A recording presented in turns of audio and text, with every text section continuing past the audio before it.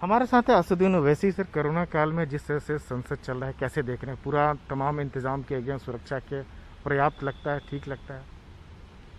नहीं, बहुत ही डिफ़िकल्ट है, बहुत ही चेंज है। ये बात सही है कि पेंडेमिक में हम लोग पार्लियामेंट का सेशन कर रहे हैं, और ये बात भी सही है कि सबको टेस्ट करवाने के लिए कहा गया है मेंबर्स को, या फिर उनको करवाने की सहूलत भी एनेक्सी में दी गई है।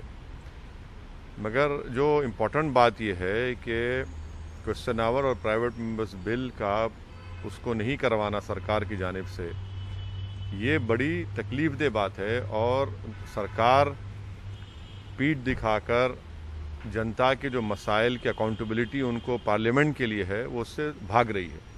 कई लोग का इंतकाल हो गया, मर गए, 40 लाख से ज़्यादा लोग इन्फेक्टेड हुए, और 10 करोड़ के करीब नौकरियां जा चुकी हैं इनफॉर्मल सेक्टर में। करीब 19 लाख करीब के लोगों की सैलरी कम हो चुकी है। 10 लाख बच्चों को मिड डे मील स्कीम से महरूम हो चुके हैं।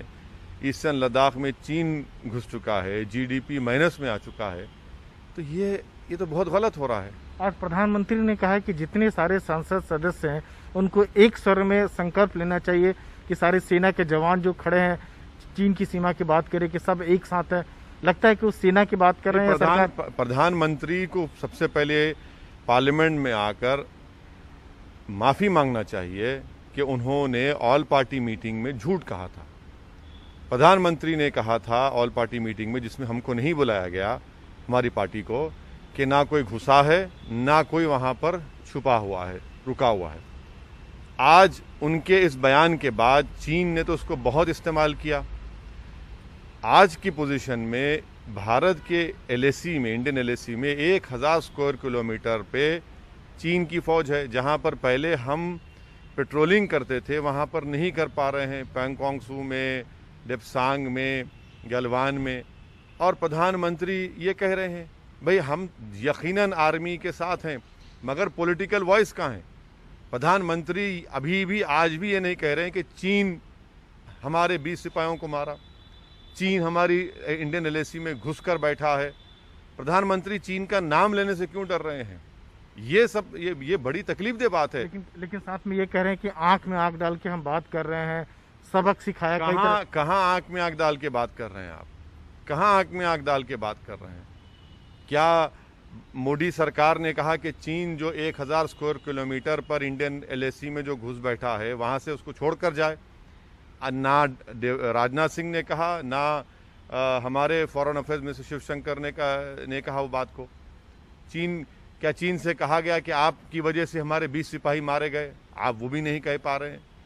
तो ये सब चीज़ें हैं जो प्रधानमंत्री देश को गुमराह कर रहे हैं। आप कोरोना का भी मुद्दा उठाएंगे, और जो अर्थव्यवस्था की जो गिरती हालात है, प्रवासी मजदूर का जो पलायन, जो सारे जो है बेरोजगारी वगैरह सब। बिल्कुल, ये अहम मुद्दे हैं। कल ऑल पार्टी मीटिंग होगी, स्पीकर साहब बुलाएंगे, और हम ये चाहेंगे कि इस पर बाज़ाब्ता डिबेट हो।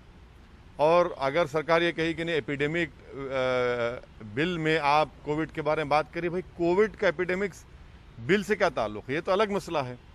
सरकार के गलत लॉकडाउन की वजह से, अनकॉन्स्टिट्यूशन अनप्लान्ड लॉकडाउन की वजह से आज पूरा देश मोदी की सरकार की गलती को जूझ रहा है। लेकिन मोदी जी खुद कह रहे हैं कि पूरा दुनिया उनके सराहने की जो कोरोना से निपटने की रणनीति है, सबसे कम मौत हो रहा है। देखिए, एक बात सुनिए, ये जो सरकार हमेशा एक मिसाल देती है कि यहाँ पर मरने वालों की तादाद कम है। मैं जानना चाहता हूँ कि भाई अमेरिका में 60 साल की उम्र के लोगों की पॉपुलेशन कितना है? 15% है। यहाँ पर 5% है। ये भी तो कह दीजिए आप, इसीलिए तो मौत कम हुई है। और प्रधानमंत्री अगर ये कह रहे हैं कि 50,000 से ज़्यादा लोगों की मौत हो चुकी है, तो क्या वो कम है? हम मजाक उड़ा रहे हैं उन मरने वालों के लिए। और आपके गलत फैसले की वजह से तो इतने लोग मर गए ना, इतने लोगों की नौकरी जा चुकी है। और फिर ये मिसाल देना, अरे भाई, क्या अमेरिका ने आपको वोट दिया? क्या चिली ने आपको वोट दिया? भारत की जनता ने आपको वोट देकर प्रधानमंत्री बनाया। तो आपको बताना चाहिए कि इतने लोग क्यों मरे हैं। बताइए ना, ये इसका जिम्मेदार तो मोदी सरकार है।